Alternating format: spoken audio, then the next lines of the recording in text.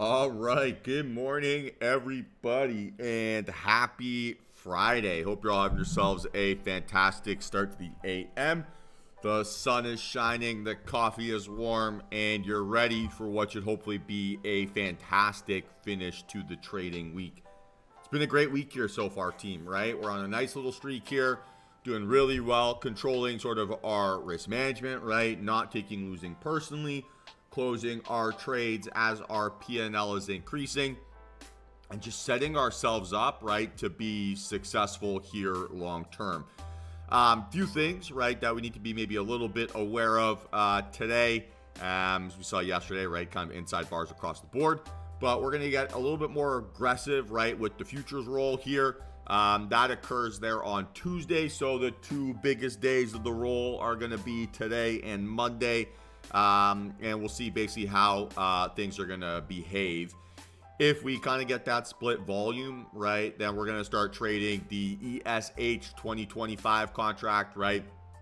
And we might get to a point where instead of typing ES1 exclamation mark, right, or NQ1 exclamation mark, it'll be NQH 2025, right, or ESH 2025. And we'll be trading that to next year's March contract. Yeah, I mean, that's really the main thing to be concerned about. Obviously, during the roll, one of the, I guess, main issues or one of the reasons why it's hard to trade is because big volume isn't necessarily an indication of changing momentum, right? Big volume is just potentially people switching over to the other contract. So you don't necessarily get the sustained amount of follow through post those big volume bars. And yesterday, right, with that inside bar volume is a really good example of that, right? Where it's a day of high volume consolidation, people just swapping over to the March contract. And that potentially just creates some scenarios or some environments where it's a little bit more challenging to trust our signals and to be confident, right, that we're going to get a tremendous amount of follow through. Now, what that also means, right, is that pairs very well with how we've been trying to trade here recently, where we're cutting losers aggressively, right? We're not letting them turn into max losses, and we're closing our trades here as our P&L is increasing instead of getting stopped out here on pullbacks. So, if we have to take base hits here, $500 wins, $200 wins, $300 wins, $1,000 wins, right? Whatever it might be, it just creates for us a little bit of margin for error with our decisions where we don't need to then be perfect with our trading, right? The problem with basically taking profit on pullbacks is it then requires your win rate to be exceptional before you can ever be profitable.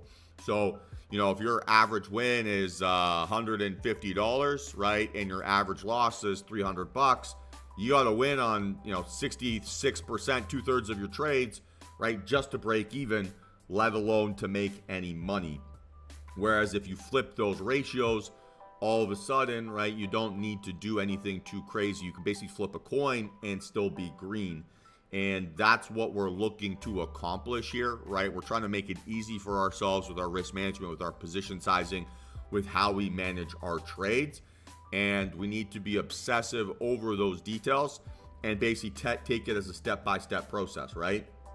So you don't go from being an unprofitable or inconsistent or struggling trader to then trading every setup perfectly in one ginormous step, right? It's a progression. So you go from trusting that your losses aren't going to become big losses, right? And you get those out of the way.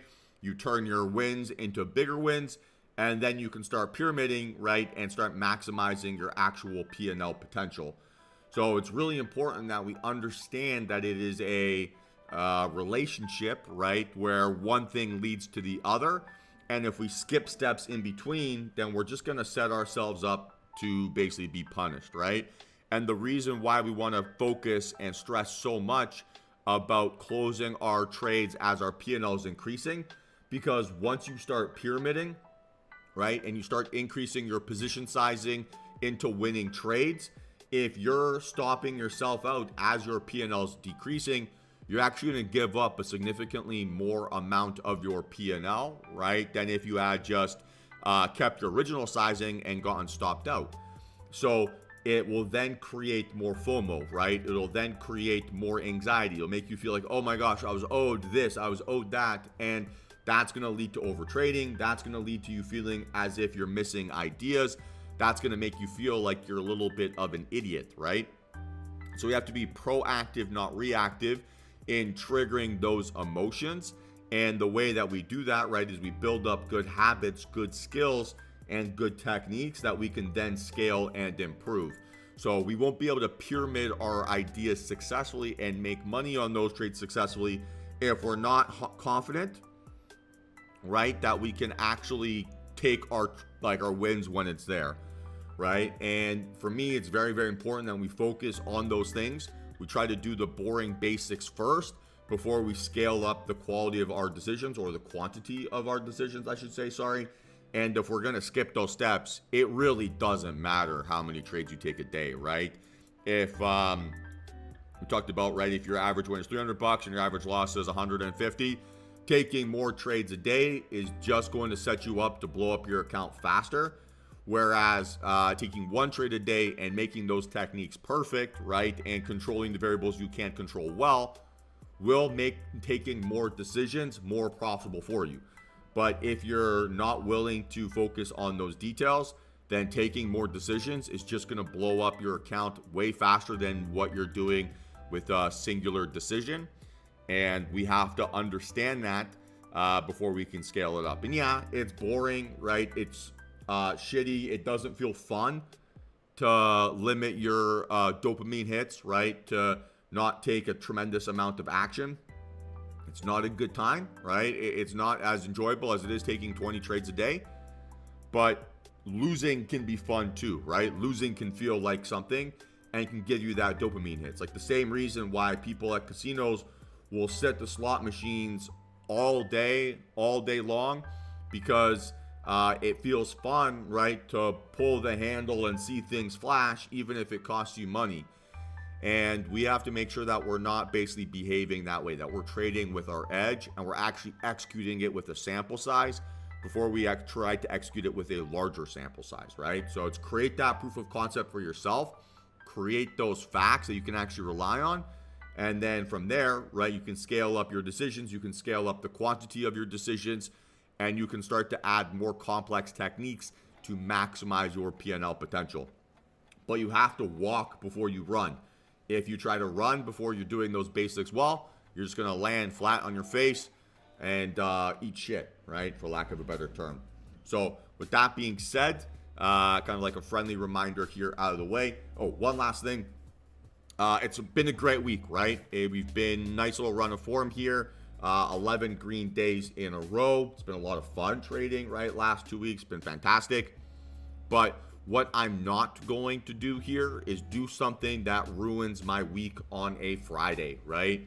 So, if I've been successful because I've been controlling my losers, right? I've been taking my wins for when they're there, and I've been trading my price action, not my P&L, then I'm going to keep focusing on doing that here today so that, when I finish today's trading session and I'm sitting there reflecting on the week, I don't have this like bitter taste in my mouth over like, oh man, like I can't believe I did that, right? So I'm here to continue to trade within the structure of my frameworks. And I have a tremendous amount of evidence, right, that when I behave within that context, I'm profitable and that my win rate's kind of irrelevant. When I abandon those frameworks, right, and I'm not willing to play that numbers game, I'm willing to play that greed-based game, then I get punished, I get my butt kicked, and I tend to struggle as a trader. So with that being said, would ask that you all hold yourselves to that standard, right? Don't ruin your week here on a Friday, and let's absolutely crush today's market, and let's finish off the week with a bang. So, good morning, everyone. Craig, Cabo, Kyle, Suresh, Topher. Hope you all have yourselves a great start to the AM. And let's start mapping things out and absolutely dominate today's trading session. So what's the count here on ES? Let's start there. And let's figure it out.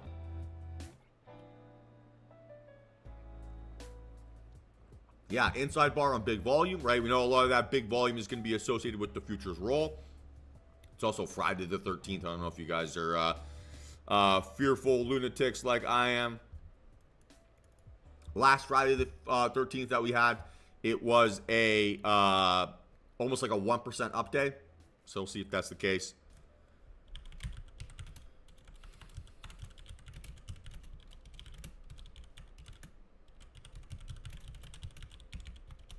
Okay. And then we'll be targeting a move towards 6,100 to the upside, right? And then to the downside, right, targeting 60. I could go 60, 60, 60, 50, 60, 40, fine. So not too much changing, right, based on that plan there. And let's see how it goes. And Topher, this one's specifically for you. I hope you have a great weekend, but a terrible fantasy football weekend. It's me versus you for a spot in the playoffs. So may I win, and hopefully we'll see you in the consolidation game. All right, NQ. What's the count here, team? I think it might just be you, Jeff.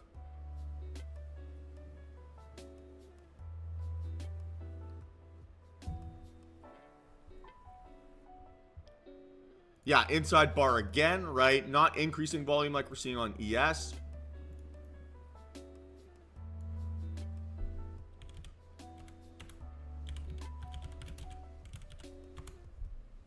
Okay. And so we're new all-time highs here pre-market, right? We like to see a breakout and continuation through. So we'll talk at 21.9 here as our starting point, right? And then to the downside, we could probably look for a move down towards 21.4. So say ORB fake out at ATH, then break down towards, and we'll say 21.6. It's so far, right? So 21.6, 21.5, 21.4. And that'd be a big move. Cheers, Topher. Well, you got a good start with Cooper Kupp not getting me any catches yesterday. May have been cursing at my TV like a lunatic. Scared my poor dog. All right.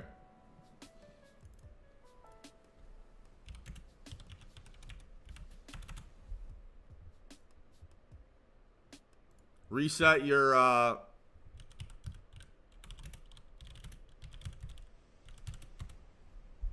right. CL. What's the count?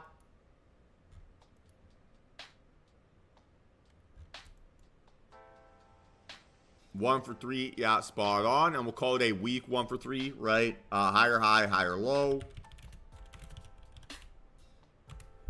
And then, so trend line breakout still here, right? So that trend line acted as a decent amount of support there yesterday. And we're looking for a continuation here, right? Same thing like yesterday.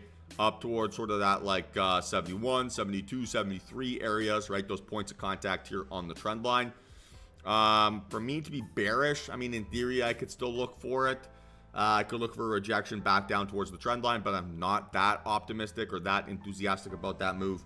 I'd be looking for a breakout here primarily. And yeah, let's see how she goes.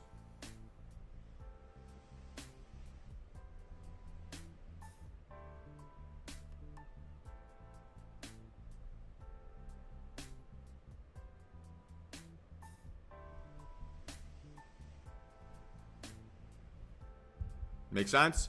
So although I could trade this to the downside, the daily context, right, is a breakout through the trend line. Haven't really invalidated that here yet, so I'm still going to default to a bullish bias here today.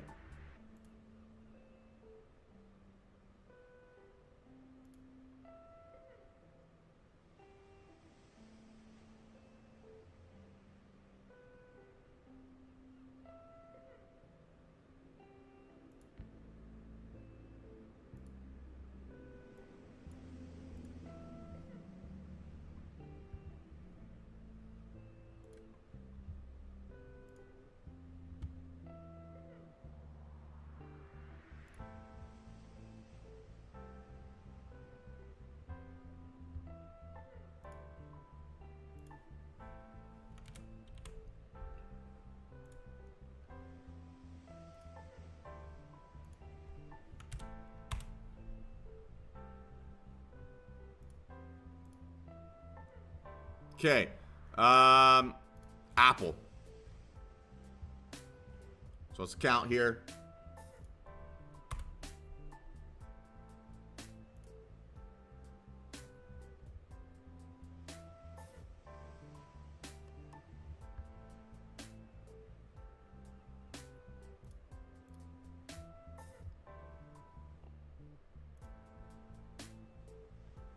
Yeah, 2 out of 3 without volume, spot on. So you do have a little bit of flexibility in either direction. But you'd be looking for like a 251 breakout here, right? Or a breakdown under 245.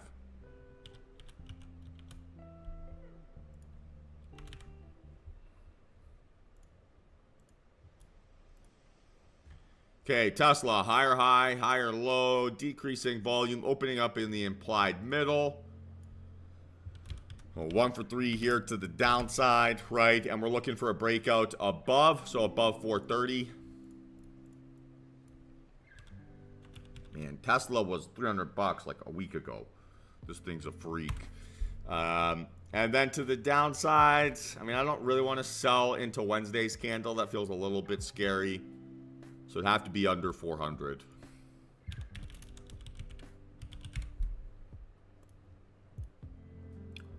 All right, Microsoft.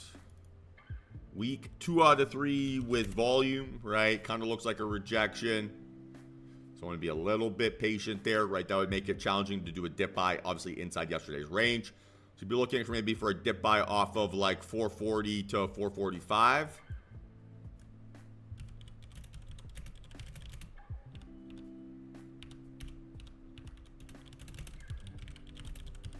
Or a breakout over 456.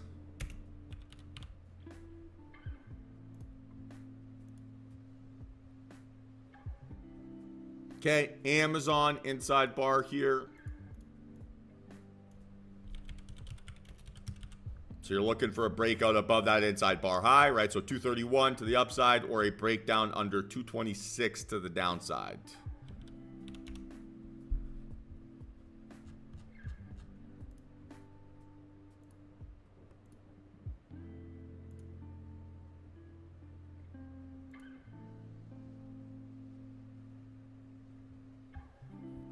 Cool.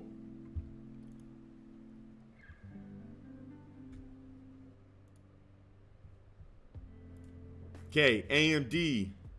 Higher high, higher low. Not a great looking candle shape. Decreasing volume, gap up. So 2 out of 3 to the upside without volume. We'll call it a weak 2 out of 3. So you're looking for a breakout over 132.50.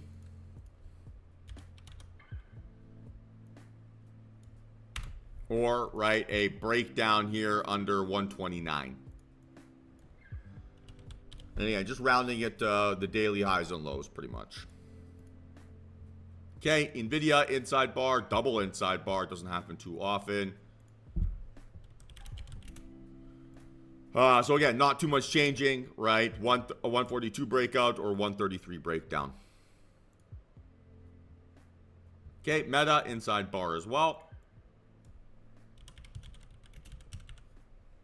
So you're looking for 630, yeah, 638 breakout or a breakdown under 621. Not much changing. Okay, Netflix, what's the count?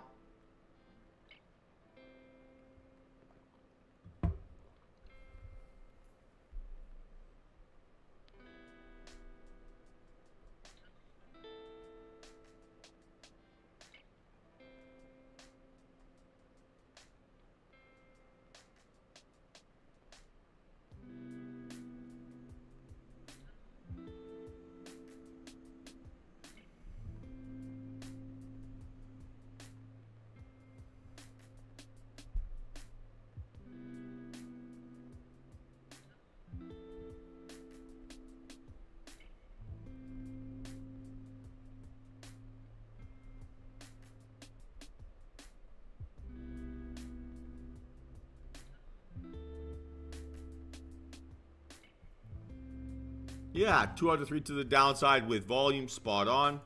Or sorry, without volume.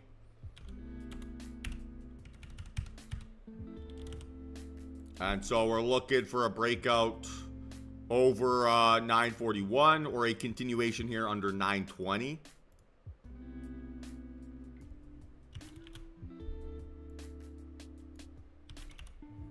Cool. And then Google inside bar, catching his breath after some psycho news. And you're looking for a 196 breakout, right? Fine. Or right to the downside here under 184. Now, I'd be extremely pessimistic or cautious about trading that breakdown here. Still looks like a bullish breakout, right? And this just looks like a low vol pullback. So I wouldn't be very hyper aggressive in any downside narrative. And then VIX 13.49 and Bitcoin back up above 100K. So very, very interesting here. But certainly just looking like we're waiting for that consolidation breakout. And yeah, that's the consistent story across the board, right?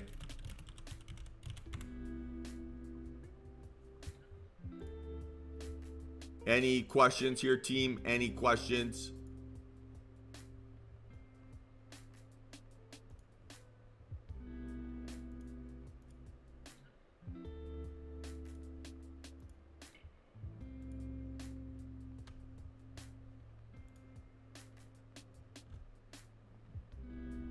Yes, no, maybe.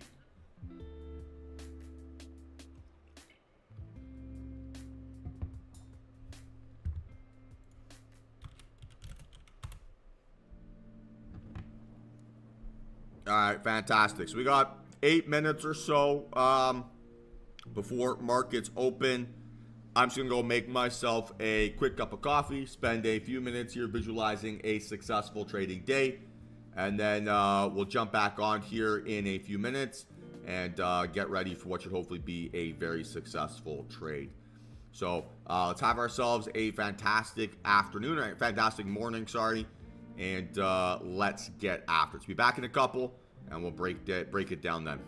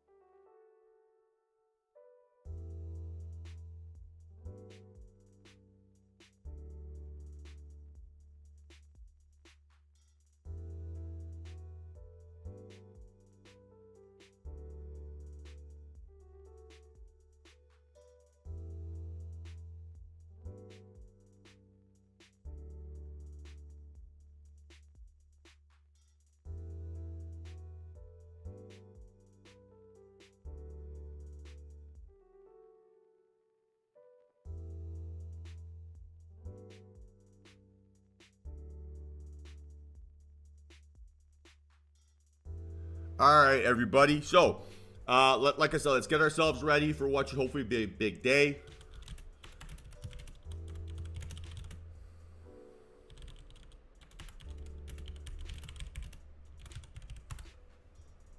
And yeah, let's see how basically the day shapes up, right? Where the momentum comes together here this morning. And if we could take advantage of, yeah, basically hopefully some nice clean price action and finish. Oh, whoops. I was actually muted there on Discord. Apologies. So let's get ourselves ready for what should hopefully be a big day here, right? Markets have opened. So let's see where the enthusiasm shows up, right? If we can get a good indication of trending PA. And that's it, right? No over trading, no doing anything stupid, no rushing into dumb trades, right? None of that kind of bullshit. Control the variables you can control, right? Be disciplined, be motivated, and focus on closing your trades, right, when they don't feel right. So get out of your losers before they become max losers, and close your trades, right, as your P&L is increasing, not decreasing. If you do those things, you create so much more margin for error for yourself with your decisions that you can survive a lot more mistakes. Whereas if you're going to trade without controlling those variables, right, and you're going to go all in or all out on every decision, you're just not going to survive the variance of the market, and you're not going to survive the ups and downs. So it's a choice, right? It's your choice. You don't have to do that, but if you want to make money, I would recommend that that's what you do. If you want to lose money, but you want to be entertained, cool. Panic trade, trade with your emotions, trade with your feelings, and make it personal, right? But if you actually want to be a profitable trader, then you have to trade the price action in front of you, not the price action that you want. And that sometimes means, right, cutting your losers before they become max losers. That means taking your wins before they become max wins. And if you do those variables, right, and you control those techniques, you can always jump into a trade if it gives you another setup. But you'll start to revenge trade, right, if you're giving back your P&L or you're going from green to red. And then, once you start taking more and more decisions, you're just going to blow up, right? You're just going to lose everything. So choose who you want to be. That is a choice. And the longer that you delay that decision, the longer it's going to take for you to achieve what you want, or you'll lose enough or you'll eventually give up. Now, I don't want to see anyone do that. That's not what my objective is here for you all. But sometimes you got to suck it up, eat some shit for a little bit, right, before you can get through the other side. And if you're not willing to overcome your demons, you are not willing basically to be profitable, right? Your ego is telling you that you need to do it faster, you need to do it now. And that's actually slowing you down and putting you further and further away from what your objective is. So make that choice. Choose what is best for you. But I can almost guarantee that if you're going to be taking max losses and getting stopped out on pullbacks consistently, if that's your take profit plan, you're not going to achieve the success that you're looking for.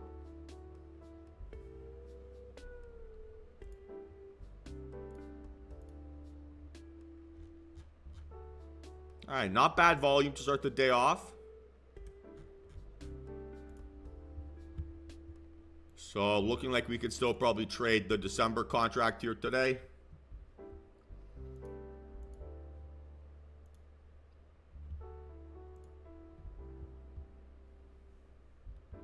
See how she goes.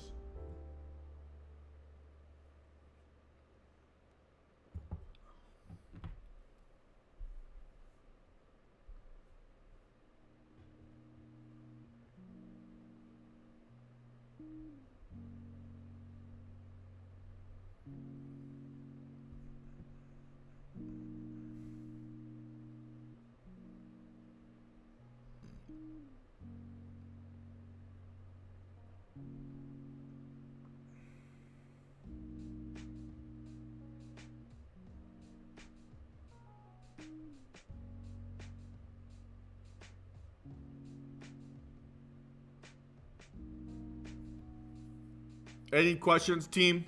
Any questions?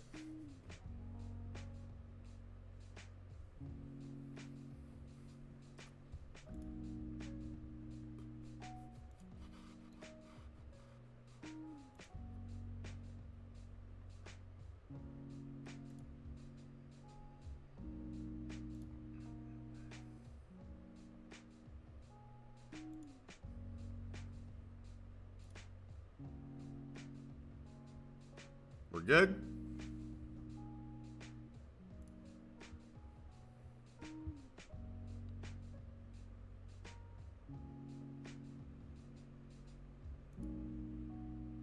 All right, take that as a yes.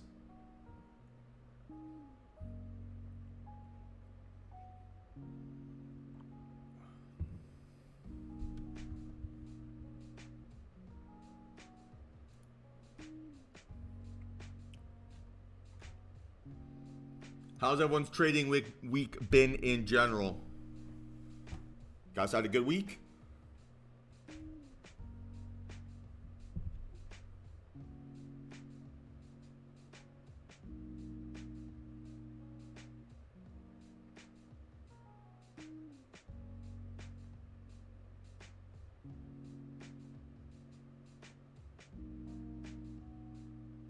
Yeah, great question, Anastasia. So, I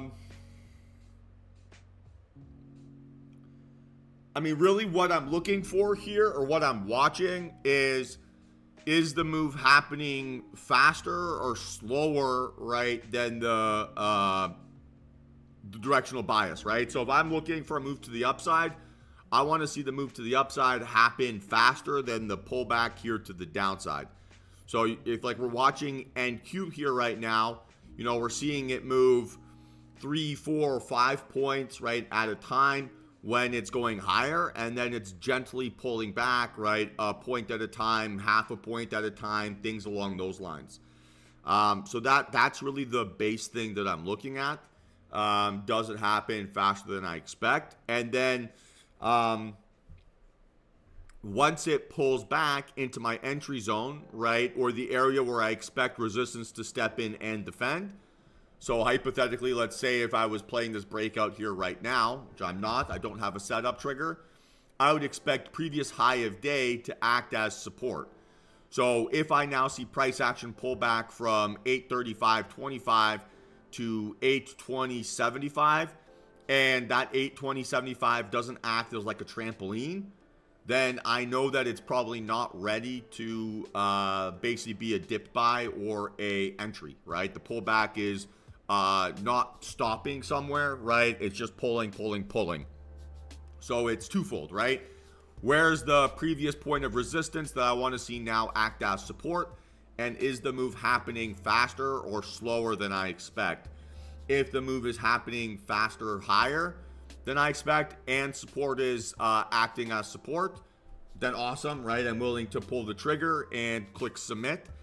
If the move is pulling back faster than I expect and it isn't holding support, then I know I need to wait or reset or look for another area of possible support.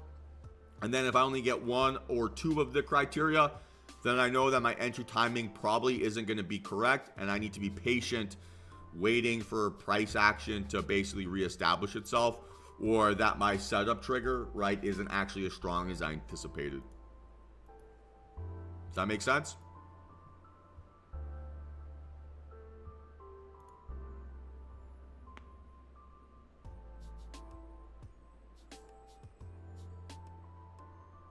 Perfect.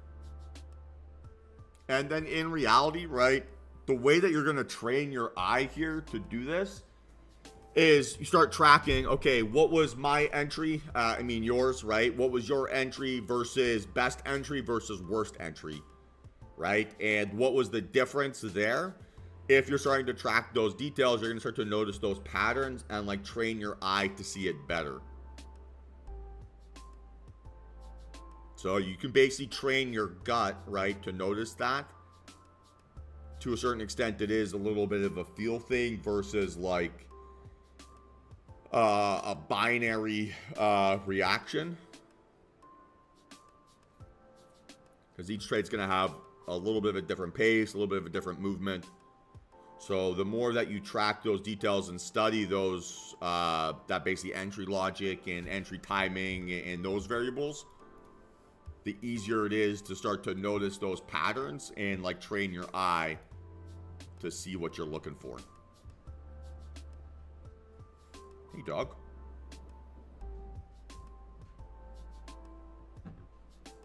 Love it, Kyle. Love it.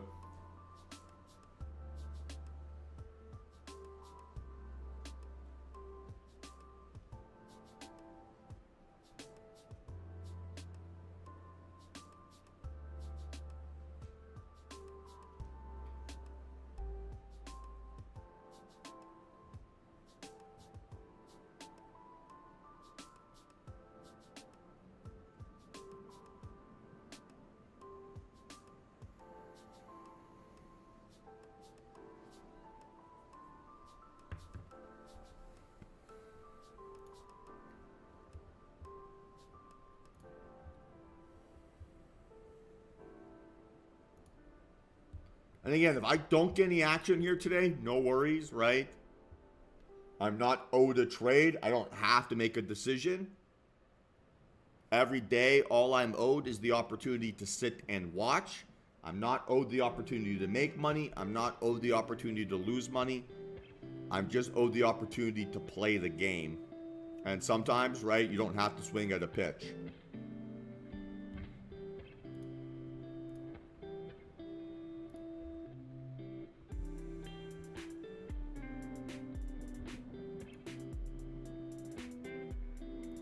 ES might be setting up here. This has a chance to go increasing outlier volume.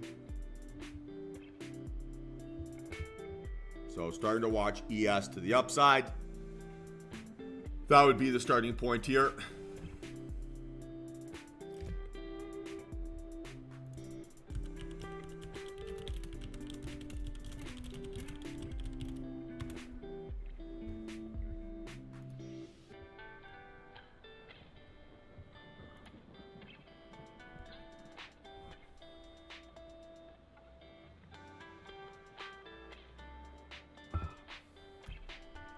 Okay, so it's increasing, but it's not outlier.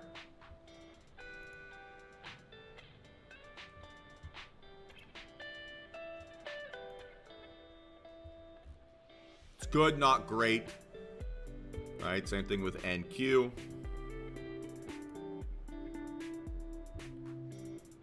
So I'm going to continue to remain patient here. I do not have a strong enough confirmation standard to take a punt on. CL, maybe a little fake out lower, increasing outlier volume on that fake out, then an inside bar.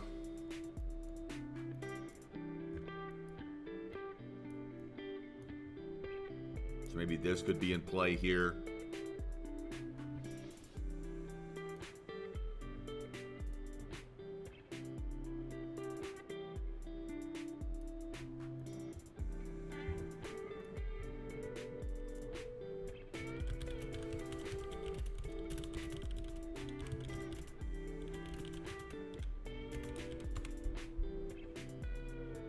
What's maybe the perk of trading CL here today relative to the indexes? What don't we have to worry about? Actually, that's not true. I lied. Take that back. We still have to take care of the rollover. Happened the same day. I thought it was going to be a week later for some reason.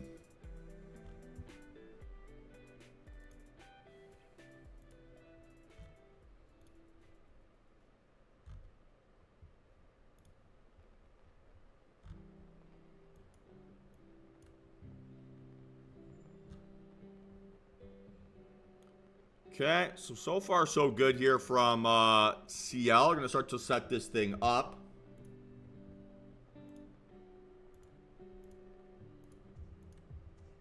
Stop loss have to be 70-60.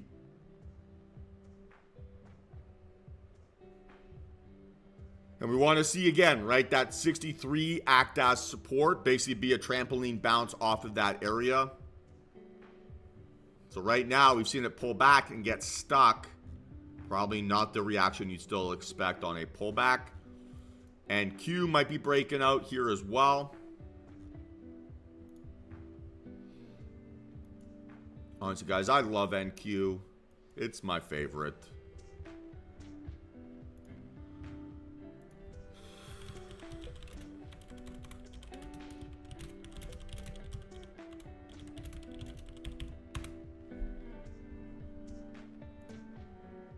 This thing is honestly such a beast.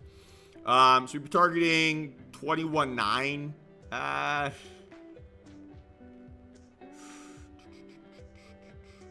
Probably go 22.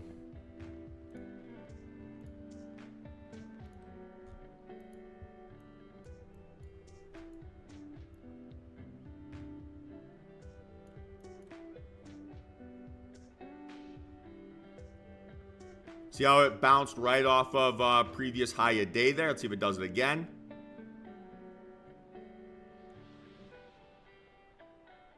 Nope, right? Lost the high a day.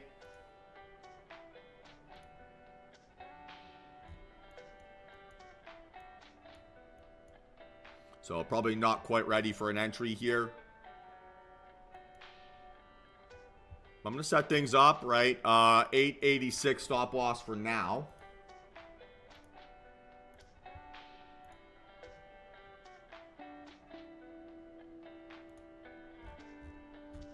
Okay, better reaction. So this would be a one contract play, right? As is. Too fast, too fast, too fast. Okay, now you're back to one contract. So starting to watch again here.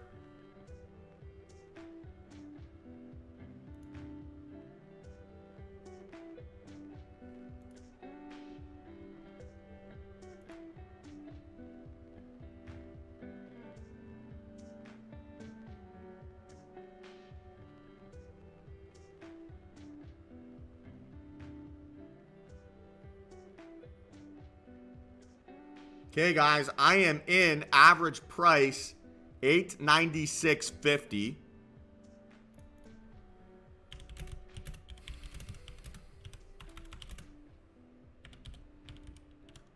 It's only one contract.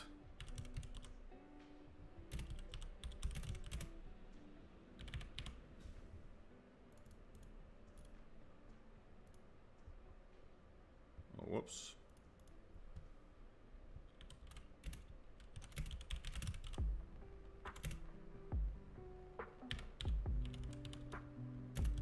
I just got stopped out. $210 loss.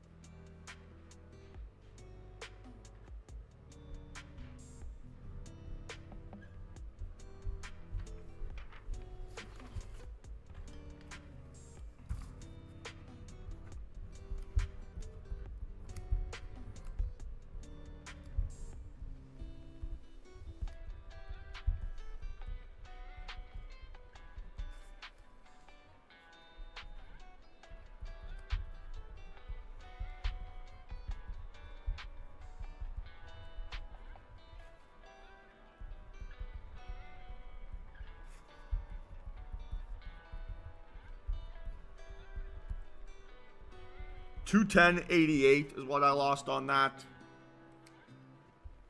So again, right, kept my position sizing small and didn't take a monster hit. So we can try this again, right, if it resets back up.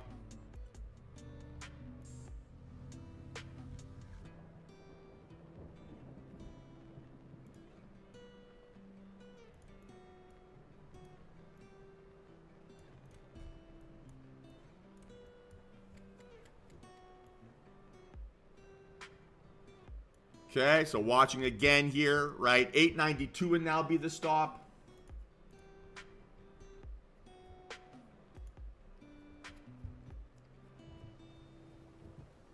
Okay, so far not acting the way that I want again here.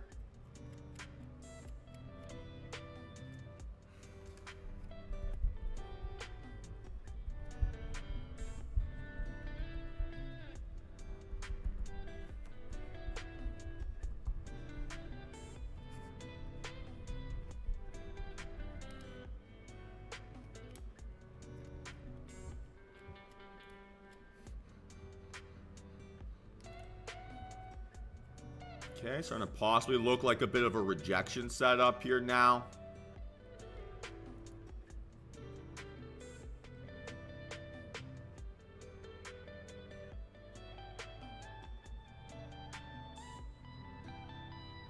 Decreasing volume, so can't do that.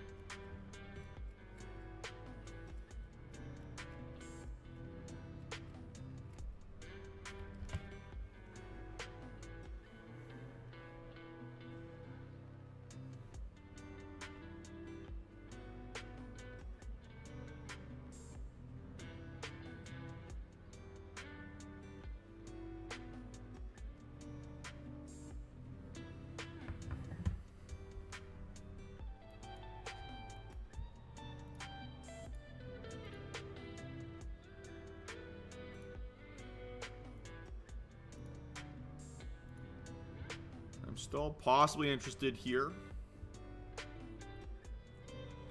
A low vol fake out.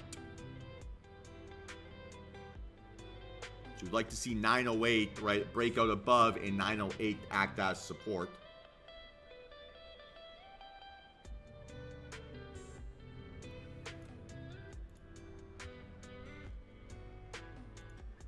Otherwise, right, possibly looking for rejections or reversals.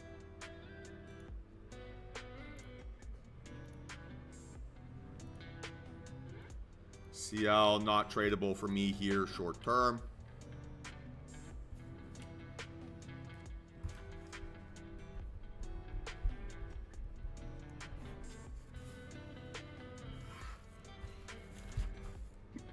Excuse me.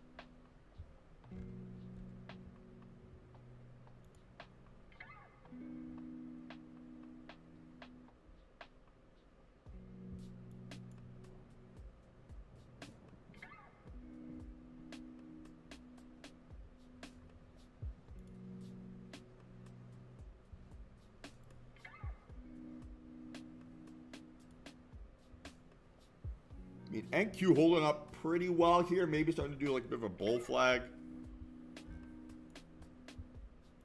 Here's your flagpole.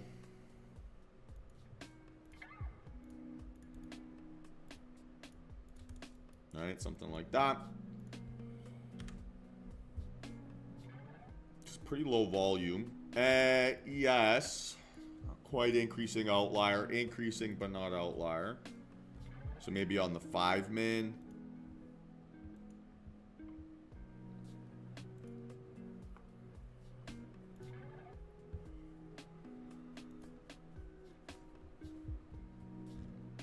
Ooh, big dump.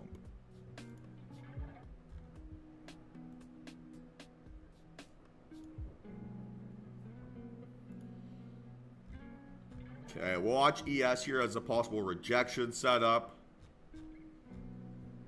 And then it'll be like a green to red type reversal. It's got to be close. It's going to be really close here, volume-wise. 5 seconds.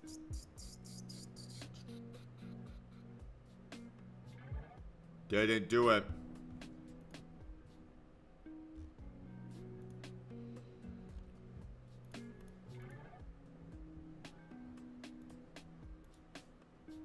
Lame.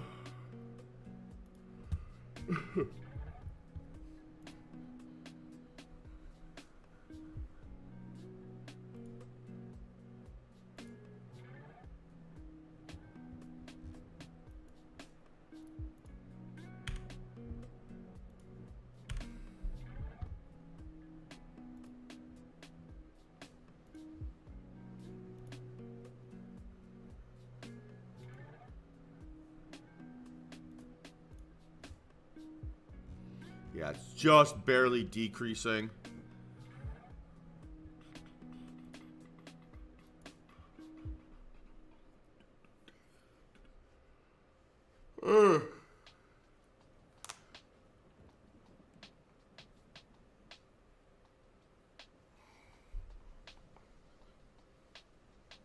Okay, and Q here possibly setting up now is that reversal rejection as well. All right, we're at outlier. We should get increasing as well here. So now we want to see it close as a strong candle shape.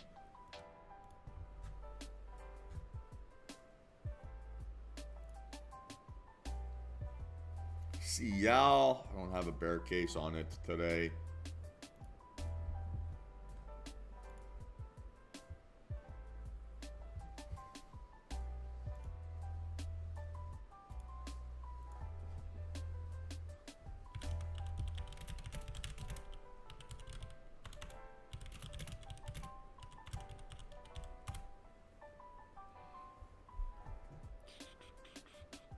Not a good enough candle shape here. Depanya.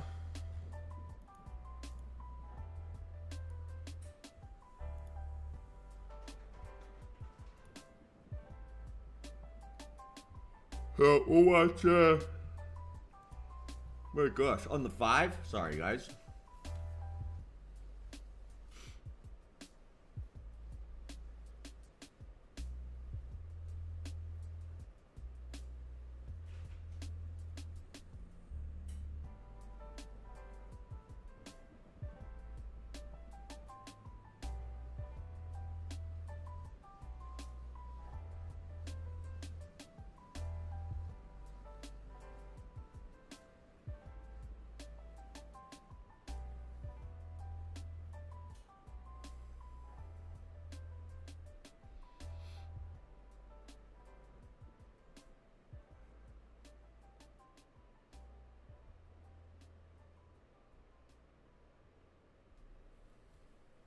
Okay.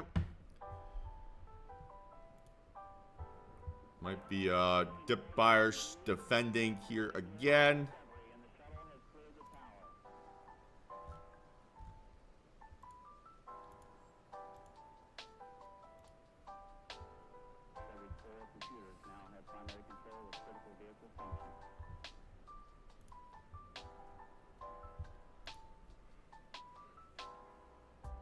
Yeah, I'm yawning like crazy today. I apologize.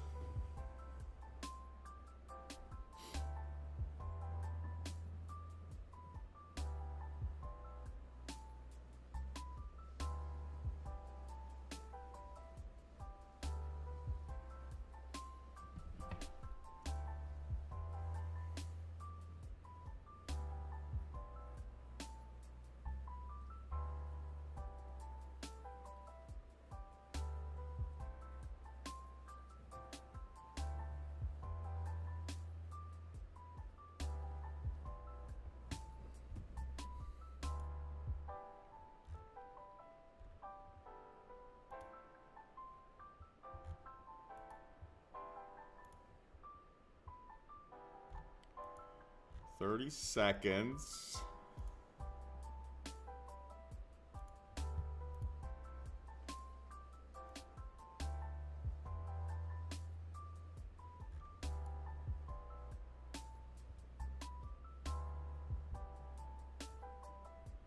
Again, NQ is going to be close here.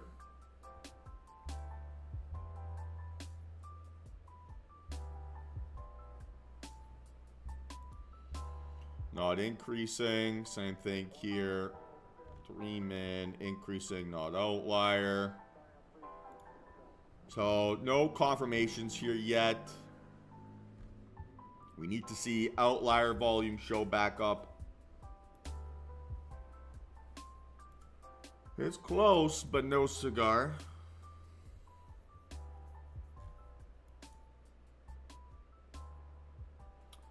Oh, interesting.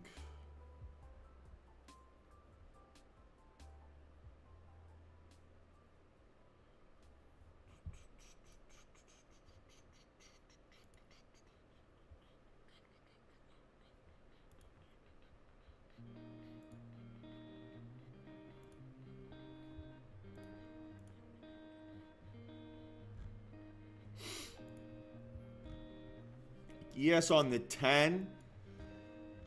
It's by like 600 contracts, beggar.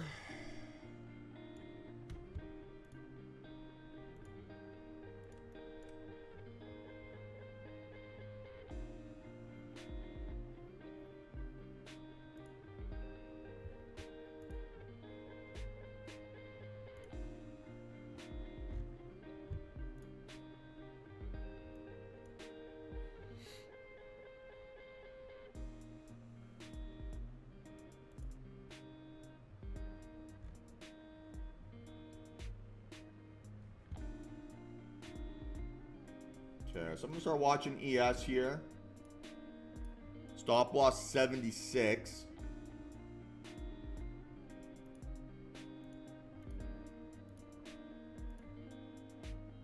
Should be buying 3 contracts here, right? As is. And we're looking for previous low of day, right, to act as our support here to the downside.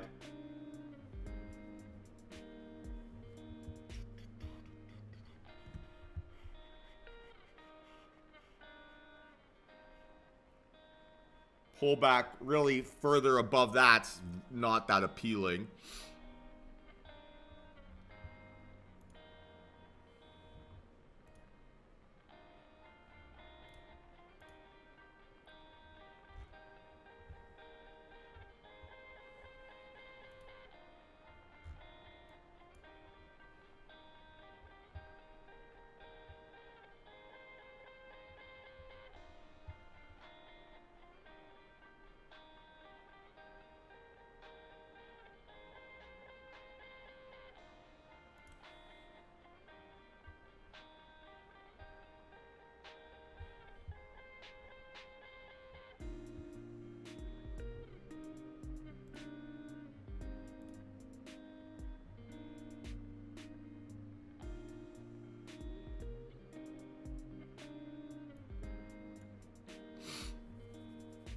Still no, I would say still no, right? Because we're not seeing that low of day be respected as resistance.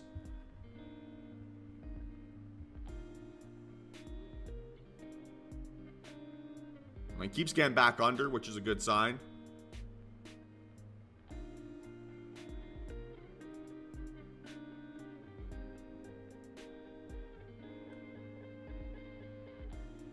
Okay, so I'm going to start watching here now.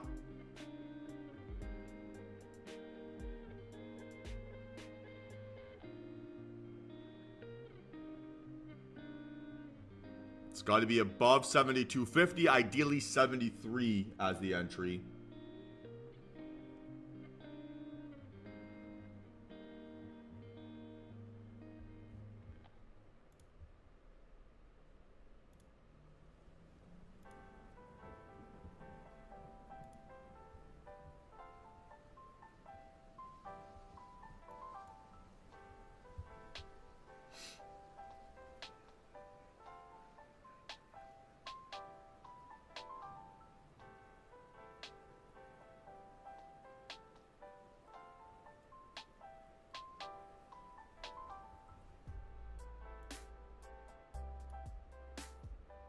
Again, this could be in play here on the 5 as well, so no rush.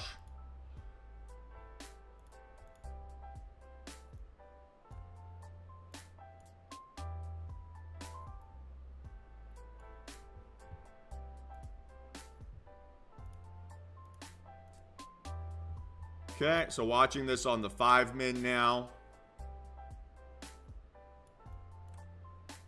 So very similar, right, as is. Otherwise, we're looking for the aggressive technique here. And then we want to see 70.25 act as our support. Not getting the volume we're craving on NQ, so it's a ES here.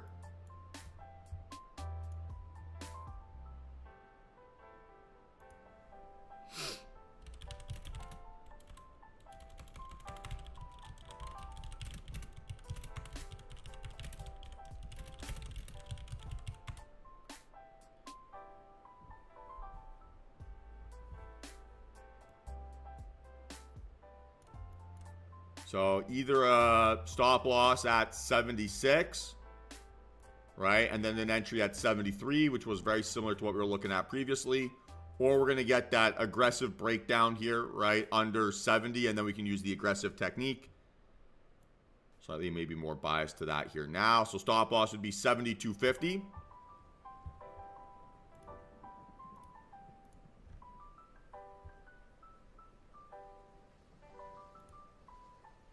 You could buy 4 contracts, right? 4 contracts.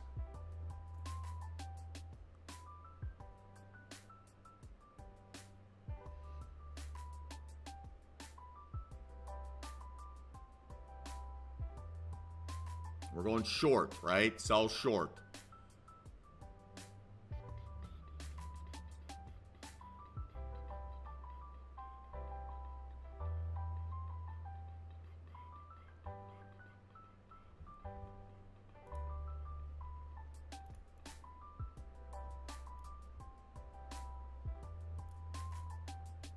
Unreal. Just missed it.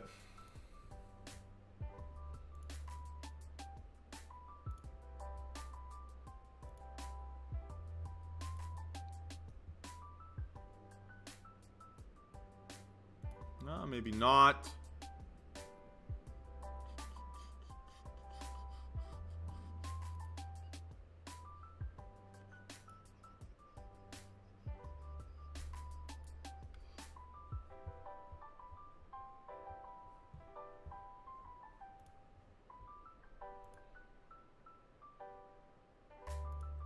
Okay, NQ could also be in play. Slight laggard to ES, right? So maybe it'll have more follow through here relative to the move that's already happened. I don't think I'm going to get that 5-point pullback now. So just missed it, I think. That's fine, right? So we're going to focus on NQ here now.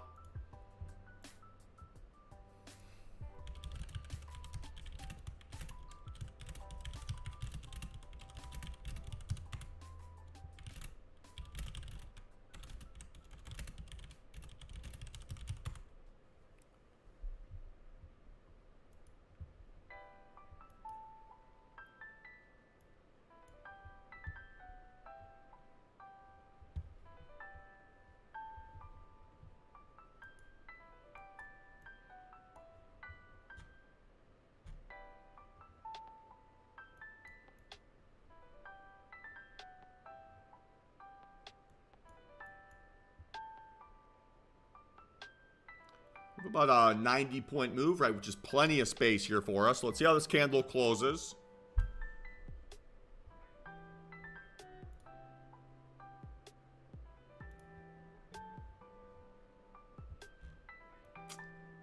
Not a great close.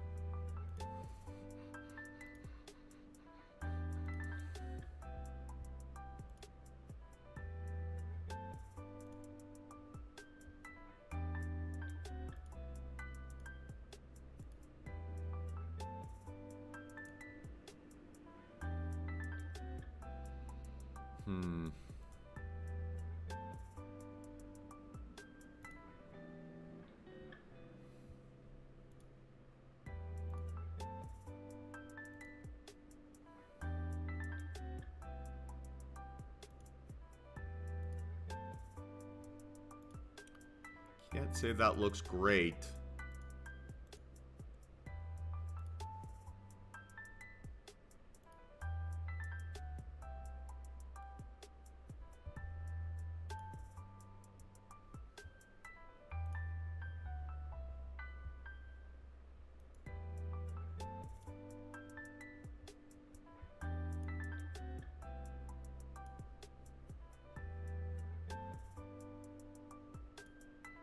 Let's go, Jenny. Congratulations.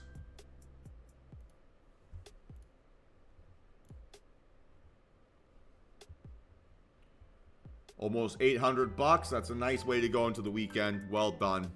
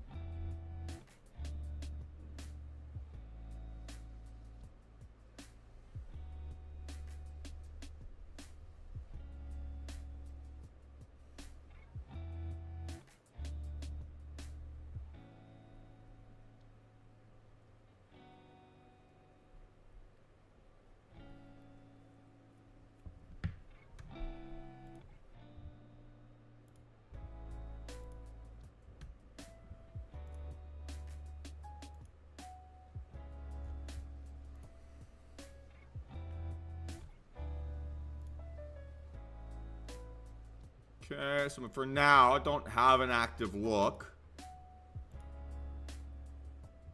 Maybe we've got some reversal setups now coming up. Buck 50 to go here on ES. Has a good chance to go increasing volume relative to previous bar. NQ potentially as well.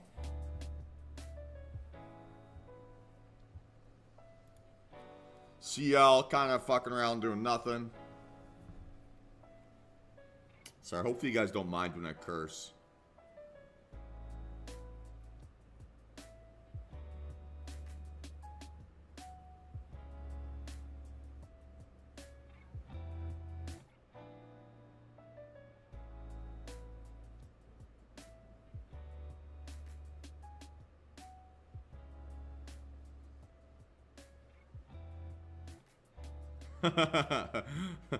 Sounds good, Igor. Try to keep it mostly PG.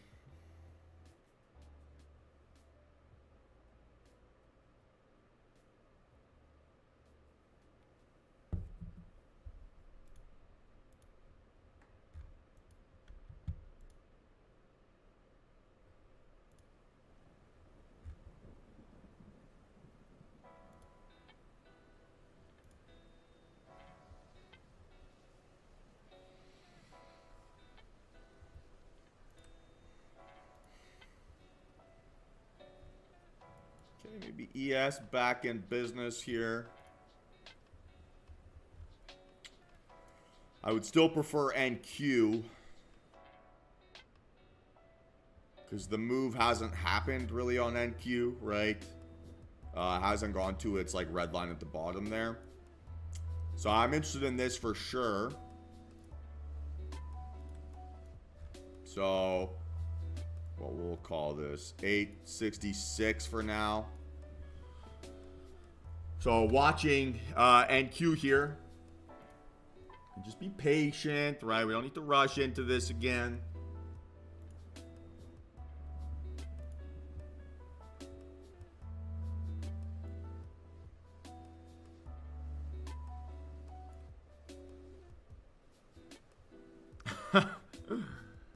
Oh, Topher, come on. If you magically find that your access has been revoked, I promise you it's an emotional decision. I'm just kidding. I wouldn't do that.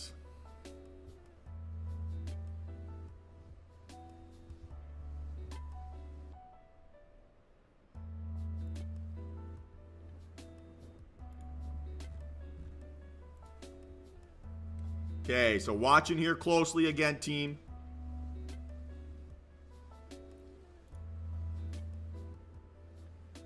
Okay, so a little pullback here. Come on, come on.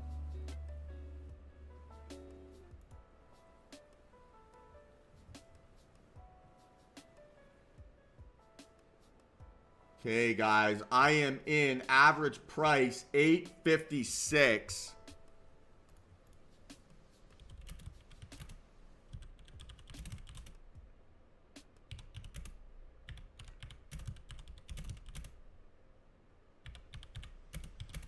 It's 2 contracts. Not a perfect entry here.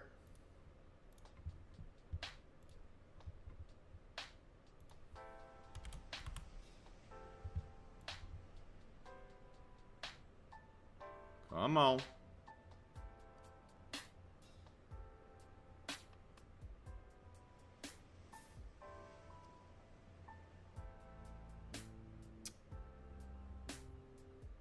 Little bit of a maybe chase. Okay, see if this thing can break. Come on.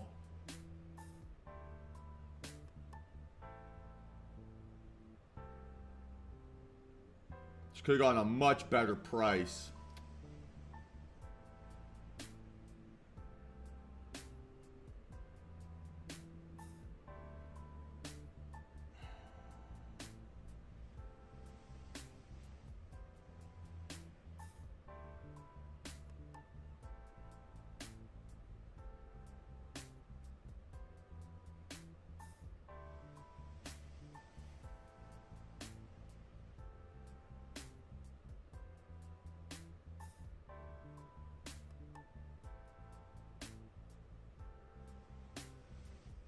Okay, see if they can break down here. Come on. Here it goes.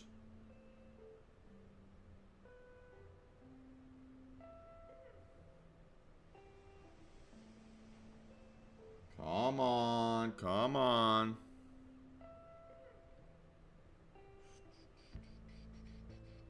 So yeah, pretty shitty entry, I would say.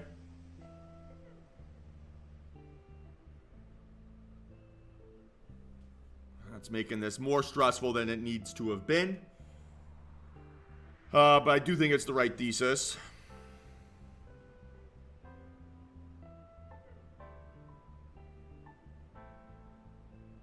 Okay, here it goes, team. Here it goes.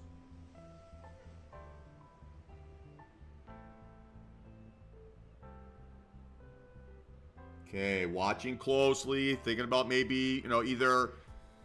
I mean, it's moving fast, right? Moving very fast. So that's $900. Let's see if it's got a few more dollars in it. There's 1,000. Come on.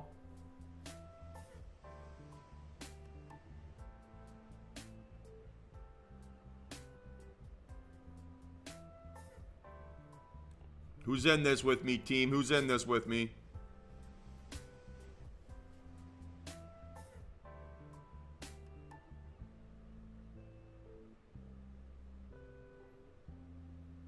Nice work, Chris. Nice, Suresh. All right, we're in good shape here, team. We're in great shape. This might be a pyramid opportunity here. It's increasing volume post-entry. Ooh, that's too much of a pull. Let's see how this closes.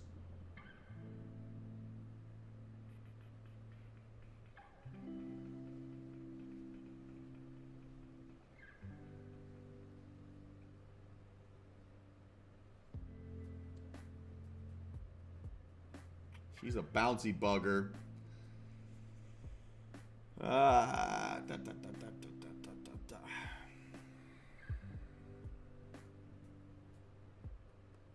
Nice work, team. Love it. 860, 1K, 500, 1K. Nice work, everybody. Okay, so I'm still holding out here. Still holding out. This might give me an opportunity to pyramid in.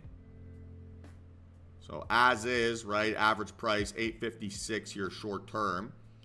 So I'd like to see basically not pull back too much further than this, right?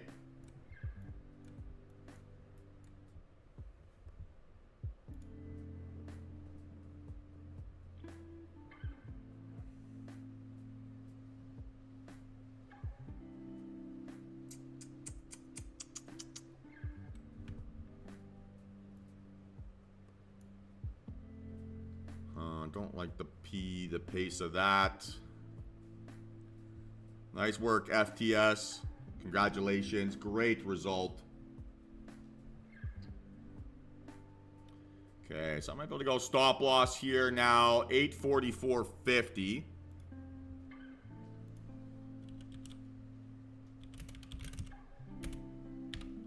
Say 845.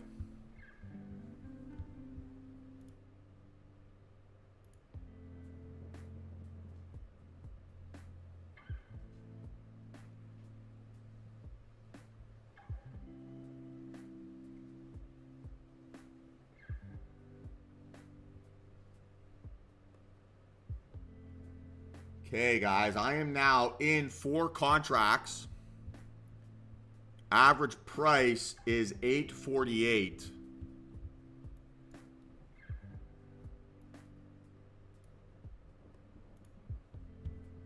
So let's see if this thing can break down here.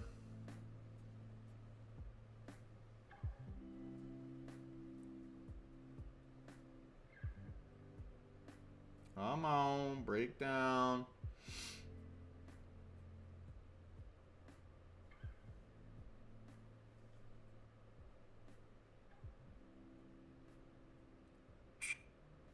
It doesn't feel like it wants to. It's a fighter.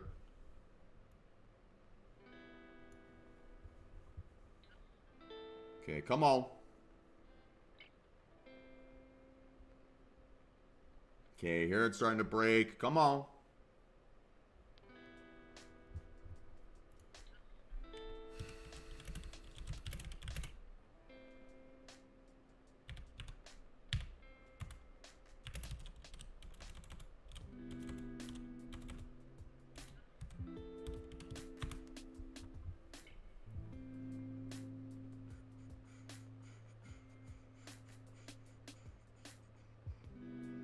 Come on, you can do it.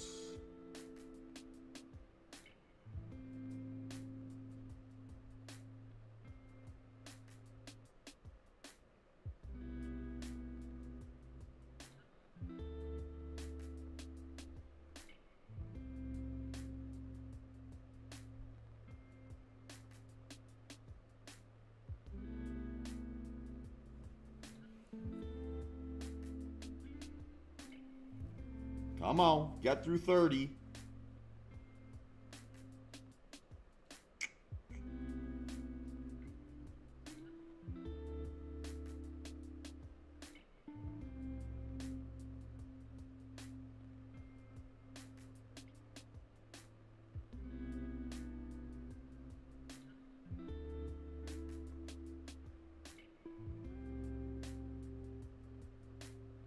Okay, flush here, baby. Flush, flush, flush.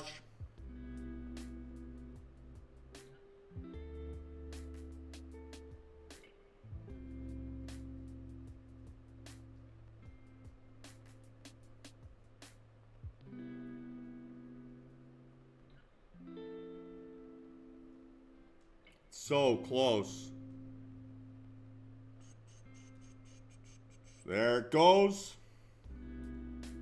Flush again. Come on.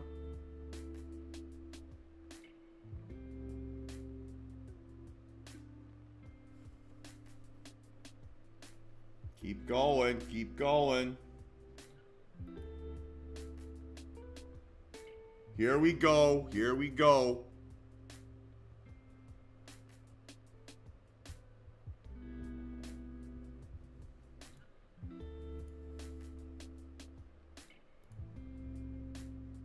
Okay, so far so good, team. So far so good.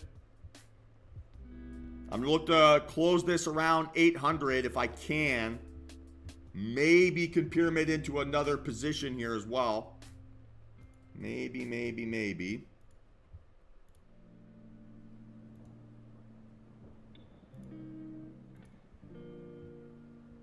So far so good. Come on, come on.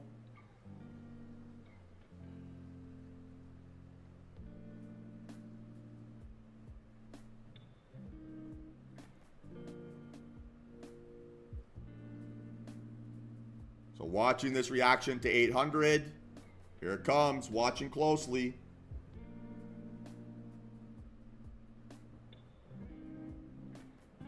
It's good volume. Very good volume. So if we can get under 800. If we can get under 800, I will buy more positions and look to trade this for a bigger move.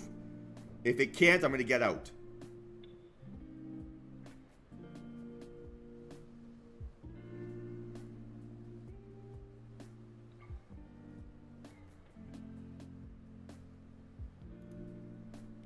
Okay, guys, I am out. Average fill price on my close. Let's one sec. 809.75. All out 805, 809.75. What a trade. Let's go.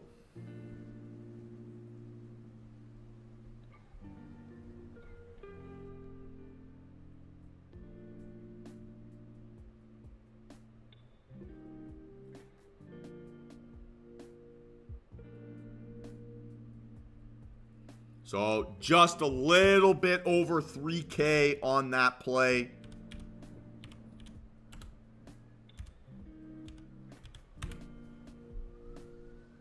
Let's go.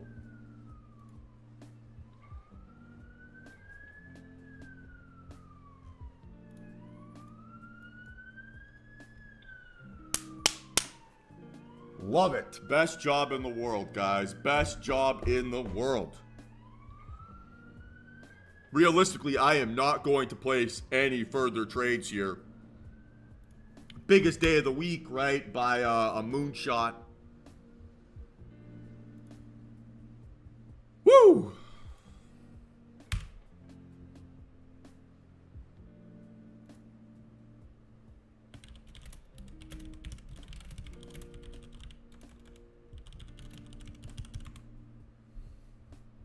How's everyone feeling?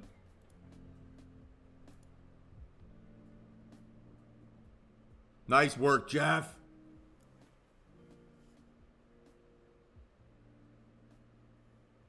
Nice work, John. Congratulations.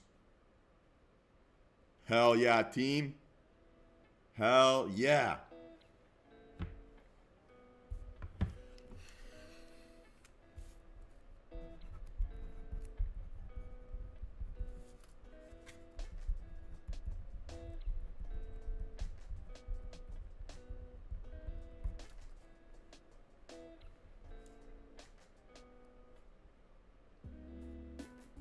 Hey, Gabe, I mean, that's fantastic, man. You should be thrilled. Nice win.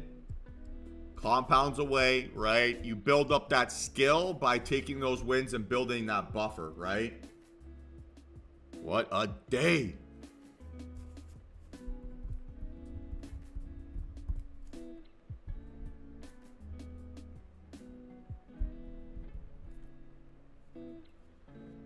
So, a couple things, right? Although I've got a little bit of euphoria, we'll call it. I don't think my entry was perfect here, right? Dealt with a decent amount of drawdown and pretty bouncy price action after entry. So had I gotten a slightly better entry, I probably would have made... I probably could have bought 3 contracts to start instead of 2. It's definitely left a few dollars on the table here. Nice work, Jenny. $1,900 across accounts. You should be thrilled. Congratulations.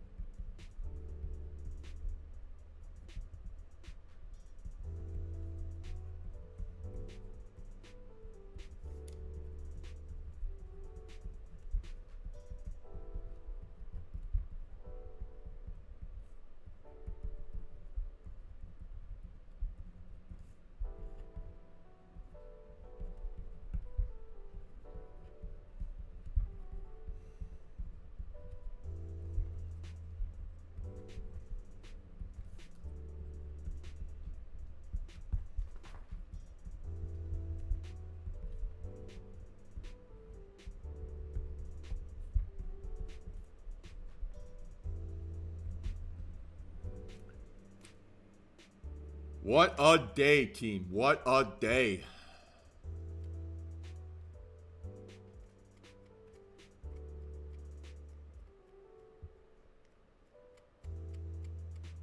Nice work, Suck. Nearly 4K. You should be thrilled.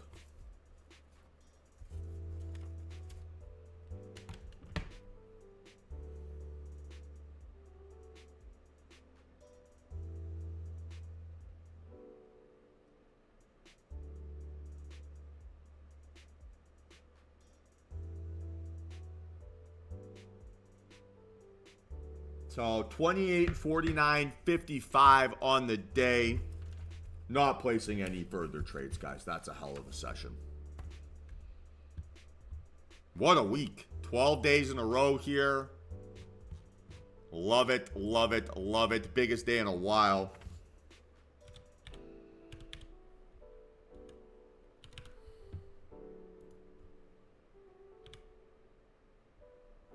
Nice, Anastasia. Love to see that. It is really fun when a pyramid comes together, huh?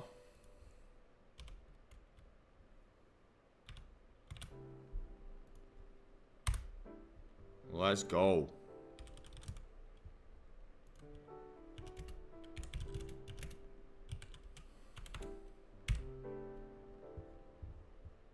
What do you mean? Take profit and stop loss flip. What do you mean by that, Kyle?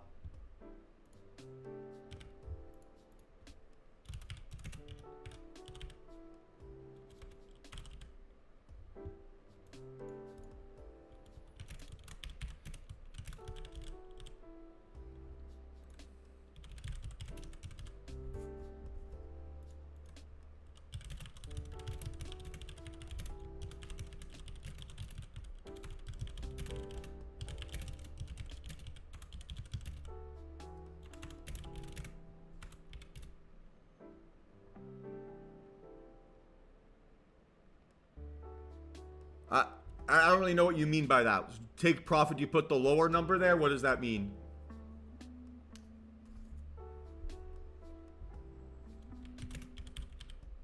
So yeah, your stop loss will be above your entry price, right? Not below. And your profit target will be below your entry price.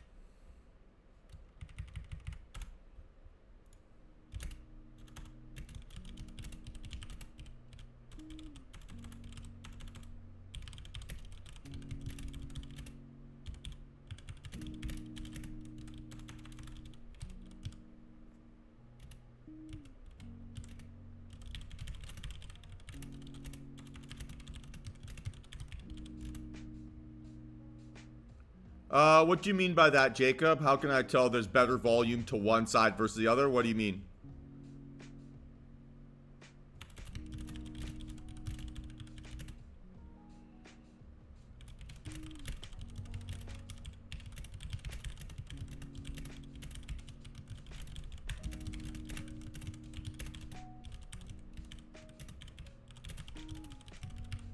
Well, I'm just looking at the color of the candle, right? So is the red volume candle bigger than the green? Is the green bigger than the red? right? So I'm just using the basic volume indicator to help me do that, and then using the candlesticks for context clues, right?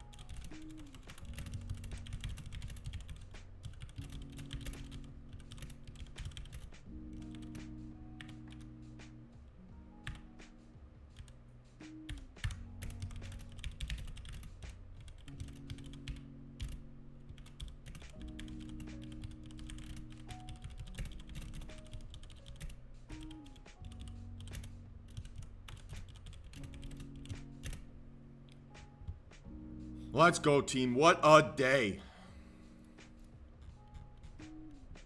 Everyone feeling good?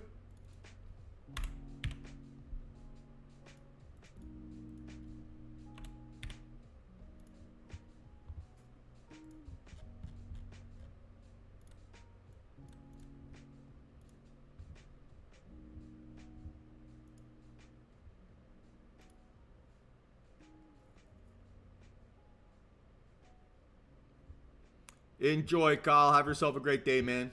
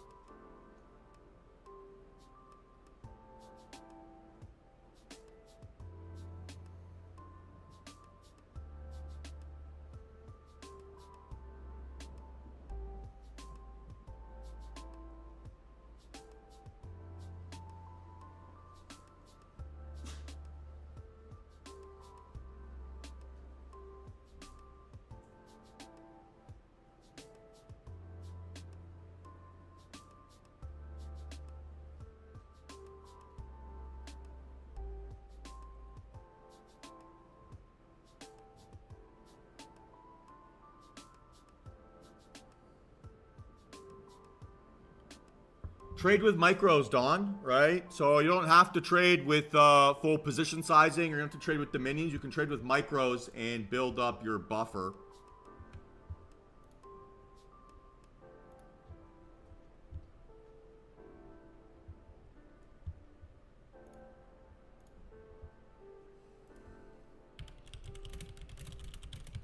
And left a lot of money on the table here. Left a lot of money on the table. That's a big breakdown.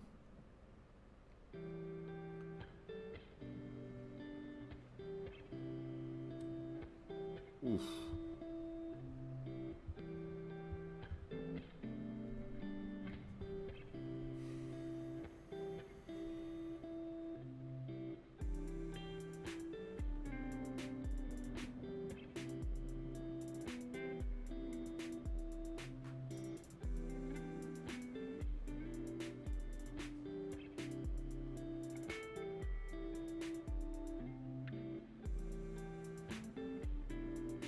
Oh, 100%, Igor. I mean, I'm not going to complain. Like, I don't think surviving this 1030 candle would have been a lot of fun.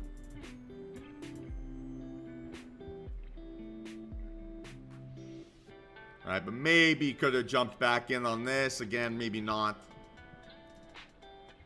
Well, it's like a hell of a day, right? This idea, right, that you're going to catch the tops and bottoms of every move, it's kind of bullshit, right?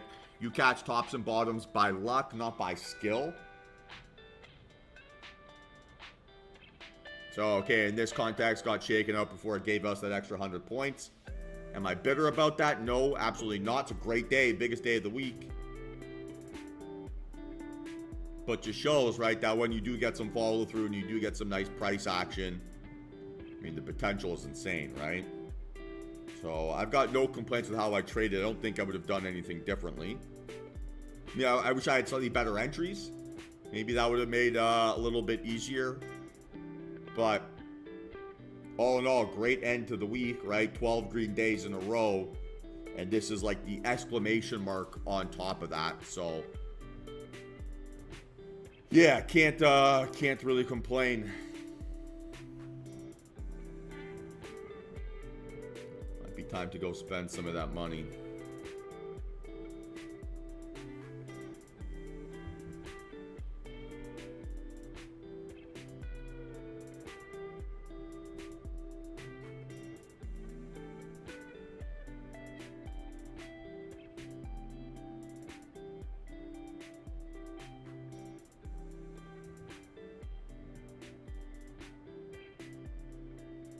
DTR guests, any of you guys in here watching with us?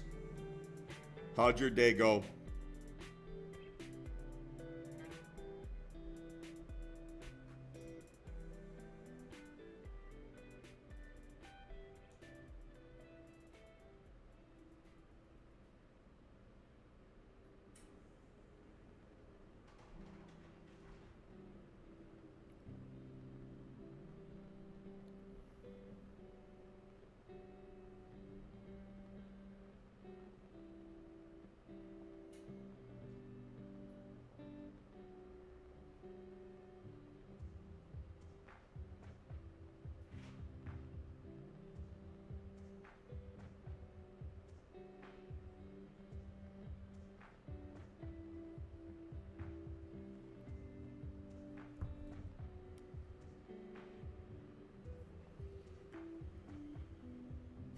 Any questions here, team? Any questions?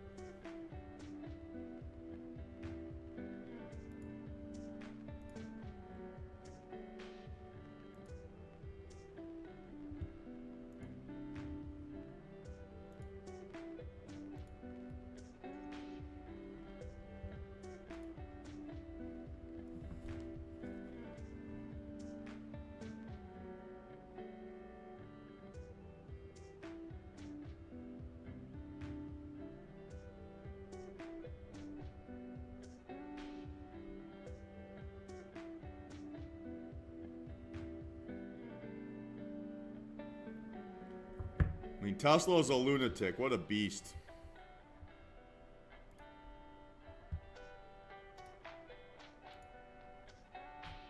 And let's not overreact here to the day, right? We're still very much inside Wednesday's range.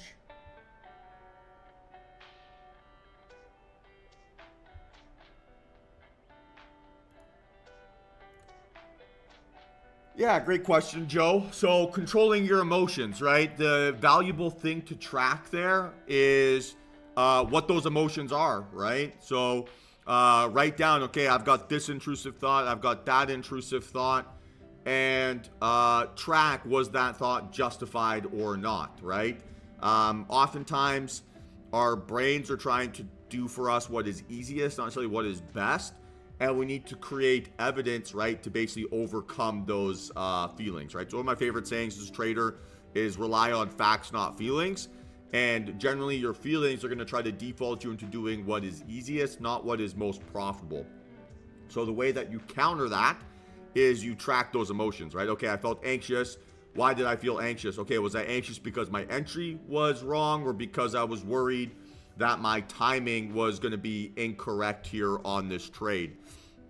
And the more that I can track those scenarios, then the more that I can actually quantify if those ideas are correct or not. And if they are correct, then okay, right? I can start to listen to those feelings and I can start to make decisions off of them.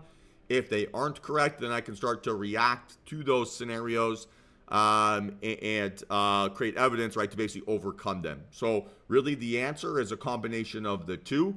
It is a repetition thing, but it's also tracking those feelings, right, creating data around them, and then the experience of studying those decisions, right, will help you calm the nerves because you're going to be relying on facts, not feelings.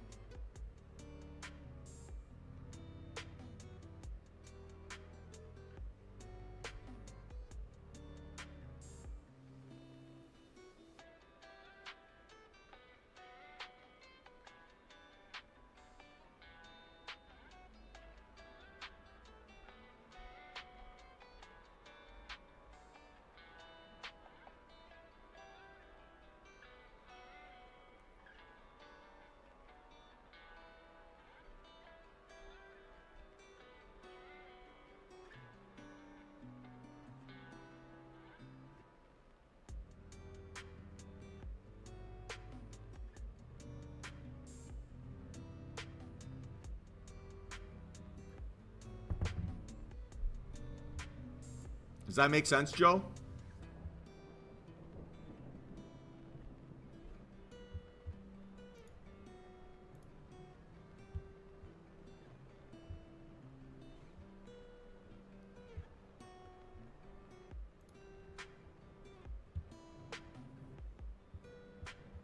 Fantastic.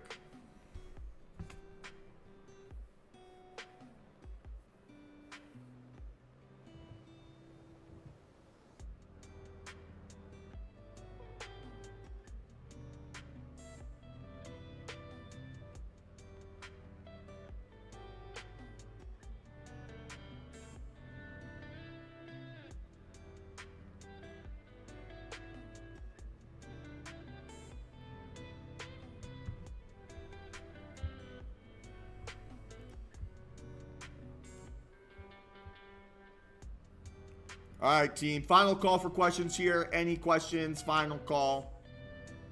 Otherwise, time for a little celebratory breakfast and to go enjoy the very frigid Friday.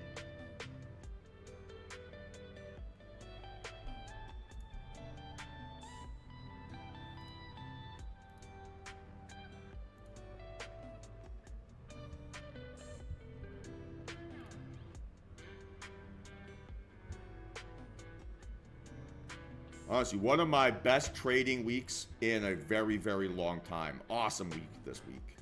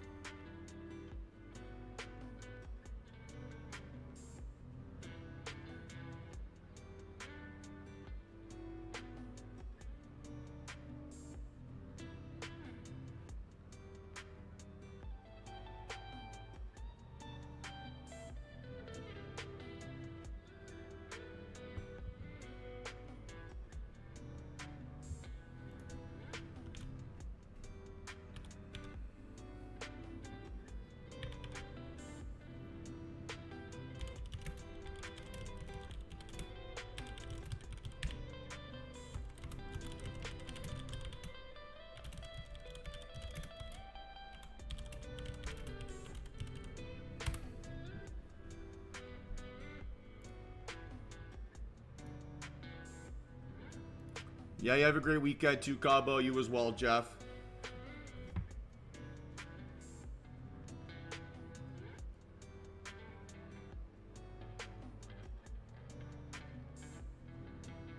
All right, team. Well, same deal like always, right? If you have any questions, hit me up outside of market hours. I'll do my best to get back to you as soon as I can. I'm going to go enjoy the rest of the afternoon here and have a great day. But in the meantime, have yourselves a fantastic afternoon. And I'll see you all on Monday for what should be the last full trading week of the year. And we'll go from there. So let's absolutely finish off the year with a bang. We've been doing a great job here. Proud of everyone and their trading. And let's see if we can keep building up that momentum and scale up our kind of concepts here. We're going great. So let's not force anything. Let's keep trading the way we have. And when we do, we get fantastic results, right? That's 12 green days in a row. Won't complain about that, right? That's one of my longest streaks here of the year.